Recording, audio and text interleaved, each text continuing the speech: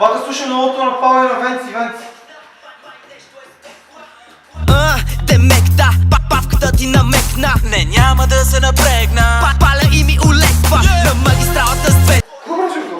Грозната истина. Искам да купя самолет на мама. Бата, кръстил съм се с левата ръка на това. Бата, къде самолет да купа? Първо, Коледа е верно. Нали, празници са, нова година, всеки вата си пожелава нещо, ама мама, бате, и го купиш този самолет, да, тя как ще го управлява, братле? Да, представиш, това приема прави някаква така схема, намира ефтин бензин, братле. Мамиш бензин, марашки, да, тъпата схема, на марашки схемата, да. Он е зарежда самолета на майка му на това, разбираш? Частен пилот да си кара майка му, братле, примерно тя ходи до билата. Да. Тя ще ходи до билата да вземе кефтета, тук нещо да кара това, салати, домати, нали, на промоция, братле, и ще ходи с самолета, брат. Хейтър е тъп, защото какво? Не го слушам, брат. Дай почетем текста, бе. Копе, знаеш какво каза това? То каза, аз съм цар, аз съм Пабло Ескобар.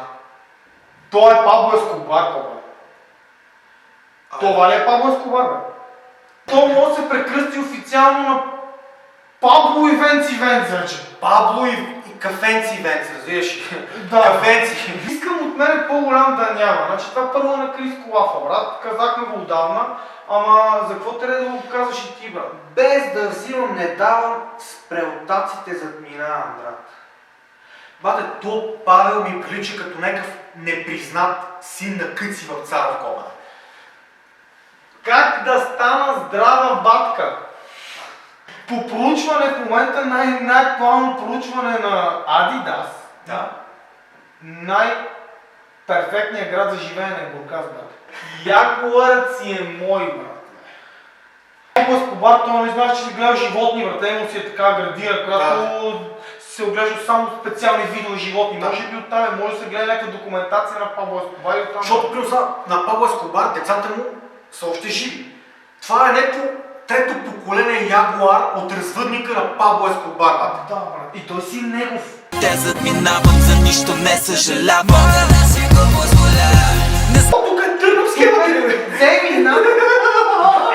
Така ще ги убия. Ти си хейтър, бе! Ти си хейтър, бе, копале са!